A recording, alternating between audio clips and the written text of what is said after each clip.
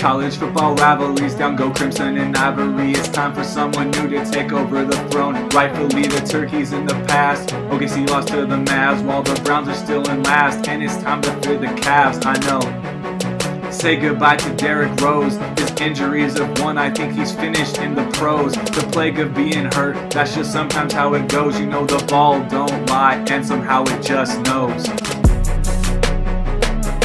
Good day, everyone. Ball don't lie, another episode. Here we go. Got a few things for you. I'm going to keep it a little bit shorter again today, kind of like a couple weeks ago. Good stuff going on. Again, I am going to touch on a little bit of football because this last weekend was nuts with college football. That's what I mentioned. Rivalry week, some huge games. The NFL had some big games too. The Rams beat the Saints this week, which was really big win for the Rams. The Saints' 8-game winning streak was snapped, so that was great for the Rams and getting a really nice marquee win. The Bills got a win over the Chiefs. The Chiefs are struggling again. They're now only a game ahead of the Raiders and the Chargers in their division. The Cowboys looked pathetic again. Another loss. Cowboys without Zeke just don't seem to be the same. And I said earlier this year, I said Dak Prescott is going to know what it feels like to be Eli Manning without a running game and also without a great O-line. That's just how it goes. When you don't have those things, it's tough to be efficient, and it's showing with Dak Prescott. And the funny thing is people still give Prescott a pass. No pun intended. They give him a pass and they let him, still be this great quarterback, but then they still bag on Eli Manning when he has the same problem, and he's been having this problem for years. Prescott's got the same problem, and the Cowboys are really struggling. Prescott's QBR without Zeke is even worse than Deshaun Kaiser, the quarterback for the Browns, who, by the way, are still winless with another loss, this time to the Bengals. The Eagles rolled the Bears 31-3. The Eagles are incredible. I don't know if anyone's going to beat them again this season. They'll probably lose another one, but I mean that figuratively. Like, they are so good this year. They are killing it. And the Bills, with their win, as I mentioned earlier, they're still in playoff contention. Their rookie quarterback who had started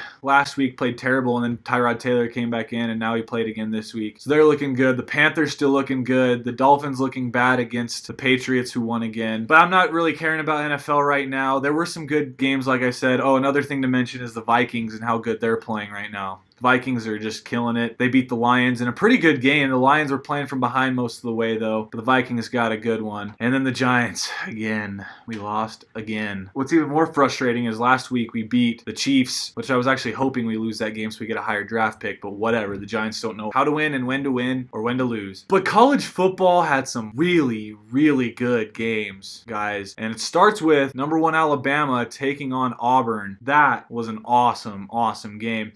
And Auburn didn't really keep it close. Like, Auburn really, I think, stomped them. Auburn had a great time on offense, too. They played pretty well. Their quarterback, Stidham, is really good. He's a good ball player. But what impressed me the most was how Alabama couldn't move the ball very well against Auburn. Auburn's defense looked phenomenal this weekend. And Auburn, with that win, now will be in the SEC title game against Georgia. The winner of that pretty much guaranteed a college football playoff spot. Clemson got a big win against South Carolina, and Miami got upset by Pitt. I told y'all Miami wasn't 100% for real. They get to prove themselves against Clemson. Just like I said, I have to see them against Clemson because I wasn't convinced. And their loss against Pitt really kind of proved that. They have a great game. It's the ACC title game against Clemson. That winner will be the second team guaranteed a playoff spot, I believe. Then Wisconsin, with their win, they have to play Ohio State. If Wisconsin wins, I think they're guaranteed a spot. And then that fourth spot is probably Oklahoma. If they beat TCU, I think they're guaranteed. So ACC will get one, SEC will get one. I don't think either of them will get two. The loser of those games, I think, are out. Now, Alabama's still got a shot. I think they'll drop out of the top 4, maybe to number 5 or so, 5 or 6 maybe, depending on where they put Miami compared to Alabama. But the other teams, let's say Oklahoma loses to TCU, I say Alabama's in. If Ohio State beats Wisconsin, then it's going to be between Alabama and Ohio State. So Alabama's still got a shot, but they got to root hard for Ohio State and hard for TCU. I think Oklahoma's going to beat TCU. They rattled them pretty well earlier this year. I think they'll be in quite easily. And then I think Ohio State's actually going to beat Wisconsin, guys. I do. So I think it's going to be between Ohio State and Alabama. But I'd like to see Wisconsin win and be in and keep Alabama out because it'd be fun to see someone other than Alabama in the playoff this year. Texas A&M fired their coach Sumlin. I think he's a good coach. He just kind of had a rough time. He's played some tough games in the SEC, just couldn't quite beat them. In the AP poll, Clemson is number 1 and Oklahoma is number 2. So the AP poll obviously doesn't matter, but it's kind of a good, I guess, metric to kind of see where they might place the rankings for college football playoff rankings. Wisconsin moves up to number 3, Auburn 4, Alabama drops down to 5, Georgia's at 6, and Miami's at 7. Ohio State sits at 8. Those are kind of the 8 teams all with a chance. I think the rest of the teams are done. USC will play in the Pac-12 title game, but I don't really give them a shot. They will play Stanford. USC is too far down. They're number 11 in the AP poll. I think they were number 11 going into this week in the playoff rankings too. I just don't see them having much of a chance. I think those 8 teams, Clemson, Oklahoma, Wisconsin, Auburn, Alabama, Georgia, Miami, and Ohio State are all that's left, and who will make that top 4, and we'll see next week what happens. But we'll see this week what happens with the top 4. Alabama might not drop out, but most likely they will. So that's going to be crazy. UCLA, they lost their coach, but they just hired Chip Kelly. So he's making his way back into the Pac-12. That'll be interesting to see what happens there with Chip Kelly. So NCAA football this next week is going to be crazy fun with the ACC and SEC title games. The Pac-12 title game will be really fun as well. Big 12 title game should be good. Big 10 title game should be good. It's going to be awesome. In college basketball, you guys need to really watch college basketball. This PK80 tournament that they had this Thanksgiving week was so fun to watch. I watched Florida and Gonzaga. People wrote off Gonzaga kind of. You know, they even didn't pick them to win the conference. Gonzaga's still dang good. Josh Perkins is super good. Jonathan Williams is a stud. They got this Tilly guy from France who's really good. They're solid. They're a really solid team. They've got a freshman that comes off the bench. That's really good for them. I really, really like this Gonzaga team. I still think they're going to win the WCC. And St. Mary's has lost a couple now. They just lost to Georgia again in their tournament. Texas looks pretty good. They took Duke to overtime, almost beat them. And then they took Gonzaga to overtime and almost beat them. So I think Texas is a little bit better. They've got a couple losses, but to 2 really good teams. I think Texas could make some noise in the tournament this year. UCLA got another win. Kentucky dominated. But the PK80 title games, North Carolina and Michigan State, huge game. Texas A&M and USC, not in the PK80, but another really good matchup with 10 versus 16. And then 1 Duke and 7 Florida. I'm telling you guys, Florida's going to win the SEC.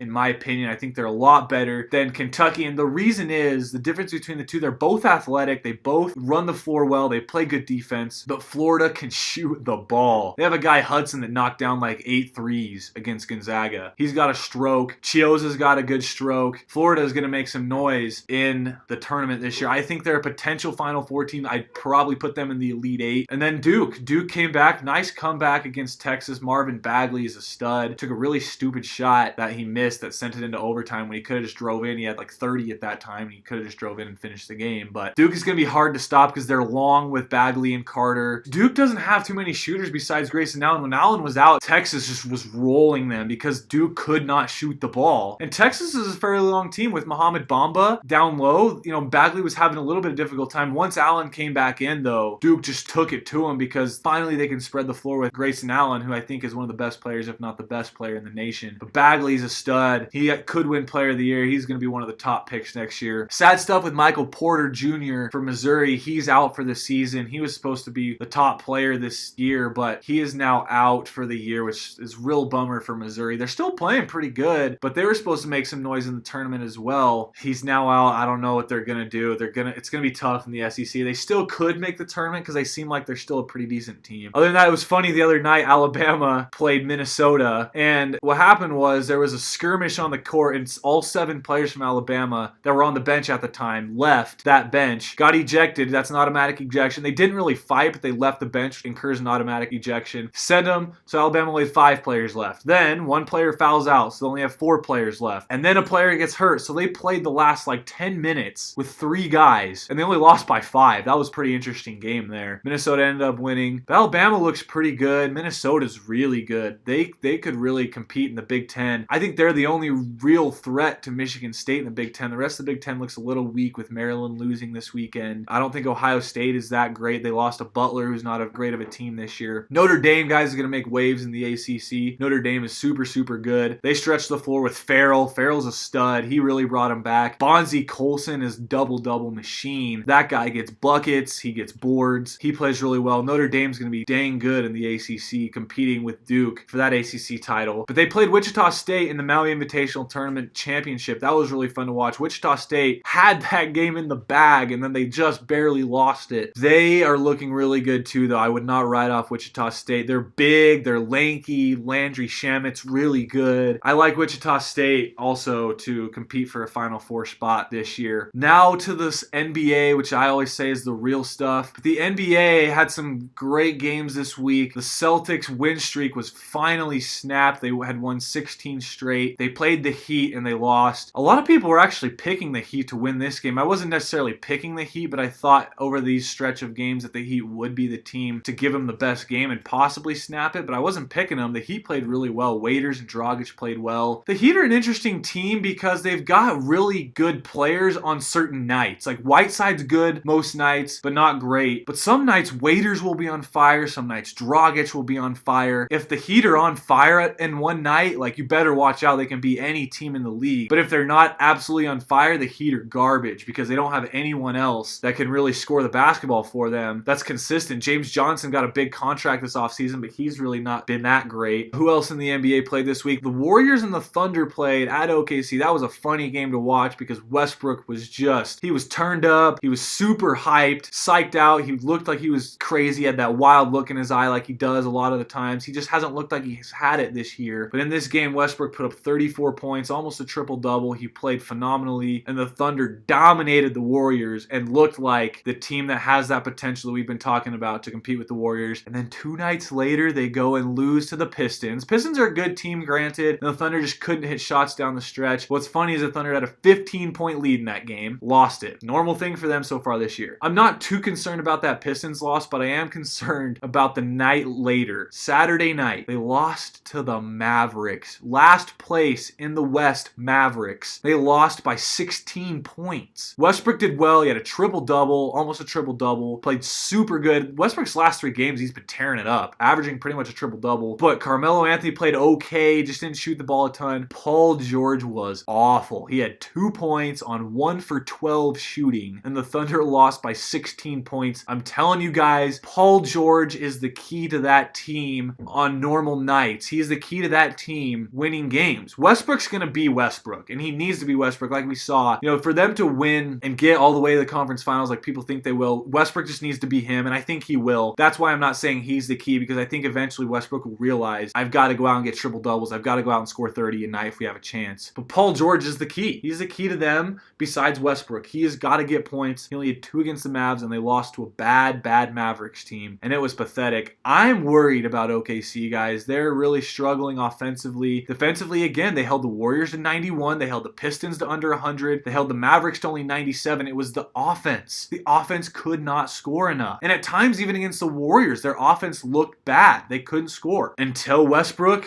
becomes Westbrook again. Until Paul George gets consistent, the Thunder are really going to have a tough time this year in the West. Other than that, the Celtics, still top of the East. They're dominating. They're 4.5 games ahead. But I'm still telling you guys, they need to fear the Cleveland Cavaliers. And I want to get into Derrick Rose real quick. The guy stepped away from the Cavs for a while. It's excusable this time. Last time, he was with the Knicks last year, and he just didn't show up to a game for no reason. He didn't tell them, and he got fined and suspended. But this year, he stepped away. The Cavs let him step away. He's rethinking his life and his career right now because he just keeps getting hurt, and it's tough. It's tough, and a lot of people blame Rose's career kind of going down on these injuries. And yeah, I will say he's had a lot of injuries that have set him back, but I'm not blaming it on his injuries. I just don't think Derrick Rose is as good as his MVP season. He had that one great season, and even since then, when he's been healthy, when he's been playing, he's not as successful. And then people say, well, the injury made him less explosive. My argument against that, I have a couple arguments. One of them, first of all, is Russell Westbrook. When he tore his meniscus against the Rockets, Westbrook came back, still same player, if not better, got an MVP. Westbrook's still great. Kevin Durant, he had problems. He was out for almost an entire year. Goes on, wins the Finals MVP, scores 25 a game. One of the best defensive players in the league now. Durant's injuries, they didn't make him worse. Paul George snapped his leg in half in an offseason. In the summer, he snapped his leg in half. Paul George is still an all-NBA player. He's still really good, grade 2A player. I relate, and it's kind of a stretch, but I kind of relate Derrick Rose's MVP rookie season to Jeremy Lin's season in the Knicks, where he just played so good. And afterwards, they compare it to that, and then they think he's not very good. Jeremy Lin's still a decent player. He can still score 20 a night when he's not hurt. Derrick Rose can still score 20 a night if he's not hurt. He's still a decent player, but his injuries are not the reason for his fall. His injuries are not the reason he only made $2 million this year. Derrick Rose, I think, is pretty much done in the pros, and if I were him, I would be very frustrated. It is frustrating for him because he was that high-level player, and now he's just kind of a bench guy, comes off the bench. He only makes $2 million. He's not going to probably get another big contract in his career. I originally thought he was a steal for the Cavs because he'll come off the bench for Isaiah Thomas, and it'll be good. But now that he's having his injuries, he's rethinking his career. He may just leave basketball. Might be smart for him, but it's kind of sad to see him go because he was so good. Everyone loved watching Derrick Rose play. I don't think the Cavs will suffer too much without him, but the thing about the Cavs now is if he does leave, even when Isaiah comes back, they are going to be thin at point guard, and that's going to be hard for LeBron because he's going to have to play a lot more minutes and be one of the guards, bringing the ball up the court. I think the Cavs really needed that Bledsoe trade. I really do. I think they needed to grab him, either him or Isaiah off the bench, fine, whatever, but they needed Eric Bledsoe, and they weren't able to do it. Now I don't know who they're going to get. If I were them, I'd maybe go look at a free agent like Monte Ellis to maybe be a guard off the bench, but I don't know what the Cavs are going to do. They're looking at maybe getting a trade for DeAndre Jordan. That's not going to help their guard play. Either way, though, guys, the Cavs are still to be feared. LeBron is still the best player in the world. He's still dominating, getting triple-doubles, scoring buckets. LeBron's got the Cavs on a 7-game win streak, and everyone was freaking out about the Cavs. They've won 7 straight. They're now 5 games behind first. They don't even care about first. They didn't care last year. LeBron didn't care before when the Heat were the 2 seed twice. So don't worry about LeBron and the Cavaliers. I still think they're going to win the East because the Celtics don't have someone to guard LeBron James. Jaylen Brown's a twig compared to LeBron. LeBron's going to eat him up in the post. Tatum's a twig compared to LeBron. LeBron's going to eat him up in the post. Marcus Morris can't guard him because LeBron's too quick. No one's going to be able to guard LeBron out in the perimeter. Marcus Smart may be the best bet, but he's smaller. He's shorter. So I just don't think they have enough to guard him. The Raptors are 4th right now in the East. The 76ers are 5th. They're really balling. I think they're going to stay around that spot. And beating Simmons again. I don't want to beat a dead horse, but Sixers are going to make some noise, guys. The Pacers are the surprise, though, to me right now in the standings. The Pacers are 11-9. Oladipo is playing pretty well. Domantas Sabonis is playing decent. Miles Turner, he's a good player. But the Pacers are just an average team that are playing above their expectations, and I love it. I love how the Pacers are playing well. It's good for them. The Wizards are kind of pathetic right now, and what hurts even more for them is these next 2 weeks are critical because John Wall's out for 2 weeks. Now we're really going to see how the Wizards can play without him. Once he comes back, I think the Wizards will be fine. They'll be a second-round playoff team in the East. No more than that because it's going to be the Celtics and Cavs in the conference finals. But without John Wall, it's going to be a weird 2-week stretch for the Wizards. We'll see what happens. But the Knicks have lost 2 in a row, and the Heat have won 3 in a row, propelling the Heat now to 8th in the East and the Knicks outside of the playoffs. But I think that's kind of where the Knicks will end up, is about 9th or 10th in the East. The Magic have lost 8 straight, just like I thought the Magic would start falling off. And then the Nets, Hawks, and Bulls all have no shot at the playoffs. The Hornets, I think, are going to be interesting. Watch them. They're going to be a dark horse to make the playoffs. Dwight Howard's playing better this year. Kemba Walker's playing well. With Nicholas Batum back, they're going to be a little bit more versatile. The Hornets, though, I still think the East is better than people thought. I don't think the Hornets will make it. The Bucks are sitting at 10th at 9-9. People still freaking out about how good the Bucks are supposed to be, how good they are. They'll make the playoffs. I don't think they'll miss it, but I think the team that's going to drop out is the Pacers. I don't think in the end they'll make it, but I don't think the Bucks are going to get out of the first round. I'm sorry. I have to give 4 teams that are better than the Bucks. I'll give them right now. Celtics number 1, Cavs number 2, Raptors number 3, 76ers number 4. I would even put the Wizards number 5. I would put 5 teams better than the Bucks in the East. The Bucks may end up getting the 5th seed or the 4th seed, but they will lose in the first round again. Antetokounmpo doesn't have the jumper. They're just not consistent enough. I'm still not on the Bucks train. Sorry, Milwaukee fans. Shifting over to the West, the Rockets, guys, I really think are a legitimate threat to the Warriors. I really do. And they're still looking great, even with Chris Paul back. He hasn't messed up their flow too much. I am still really, really impressed with the Rockets because they can shoot the 3. They stroke it unlike anyone besides the Warriors. The Rockets are going to give the Warriors a run for their money this season. It's going to be tough to beat the Warriors, but the Rockets, if anyone can do it, it's them. And the other team I would say is the Thunder in a playoff series once they get their offense going. But the Rockets, they're not a bad defensive team this year. Like, they're only giving up 103 points a game while the Warriors are giving up 106. Rockets really aren't as bad of a defensive team as people always think with Mike D'Antoni teams. The Spurs are sitting 3rd, still without Kawhi. It's not looking good for Kawhi, though. Popovich said this is one of the weirdest injuries he's ever seen. For some reason, reason, Kawhi's still not back, and who knows how long it's going to keep him out. They're doing great right now, sitting in third. That's great for them. Even without Kawhi, it's going to be tough down the stretch, and hopefully they get Kawhi back and are able to really show us who the Spurs are with Kawhi, because they're another team that could compete. And last year we saw with Kawhi, Spurs could beat the Warriors, maybe. The Timberwolves are sitting at fourth, tied with the Blazers at 12-8 for the Northwest Division lead. The Northwest is the best division in the NBA, guys. It just is. Northwest is phenomenal with the Timberwolves, Blazers, Nuggets, Jazz, and Thunder. Wolves, Blazers, Nuggets, and Jazz are all in playoff spots right now, and then the Thunder are last in the division. That's scary. If the Thunder are last in the division, that's a very scary division, because the Wolves are going to make the playoffs. The Blazers are outplaying expectations, I think, with Lillard and McCollum and Nurkic playing really well. The Nuggets are going to be without Millsap for a couple months. That's going to be tough for them. They've got to have someone step up. They're still going to be good, could make the playoffs. I do like the Pelicans to make the playoffs this year. The West is not as stacked as people thought this year. They're really not, because the Lakers aren't going to make the playoffs. The Clippers aren't going to make the playoffs. They're not too good this year, and Beverly's out for the year. The Grizzlies aren't going to make the playoffs. They don't have enough scoring. The Suns, Kings, and the Mavericks are all trash. They're not going to make it. Really, I think there's three teams battling for playoff spots in the West. It's the Nuggets, Pelicans, and the Jazz. And the Nuggets only because Millsap's out, but I think the Thunder will make the playoffs. The Jazz are sitting there. They're going to be battling. Once they get Gobert back, they're still going to be playing really good basketball, and they're still going to be a threat to a lot of teams for making the playoffs. I think the Pelicans are a playoff team this year, guys, with DeMarcus Cousins and Anthony Davis balling hard. They're playing so good together. A lot of people thought they might end up trading Cousins or trading Davis if it wasn't working out, but they look like a playoff team. Drew Holiday's good. All the Pelicans need this upcoming year is to sign a wing.